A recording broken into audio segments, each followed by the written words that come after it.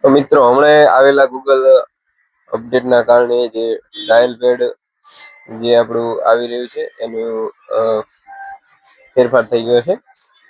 તો આ ફેરફારને આપણે ફરી જૂનું અપડેટ કરવું હોય તો પણ થાય છે. જે ગૂગલ દ્વારા અપડેટ કરવામાં આવ્યું છે તેની જગ્યાએ આપણે જે ડાયલ પેડ આપણું જૂનું આવતું હોય એને ફરીવાર લાવવું હોય તો એના માટે પણ એક સોલ્યુશન છે જે હું તમને આજે લાઈવ બતાવી રહ્યો છું.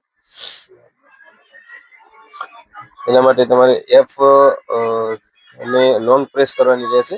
લોંગ પ્રેસ કર્યા પછી એફ ઇન્ફો એના ઉપર ઓકે કરવાનું રહેશે. ત્યાર પછી આપણે થ્રી ડોટ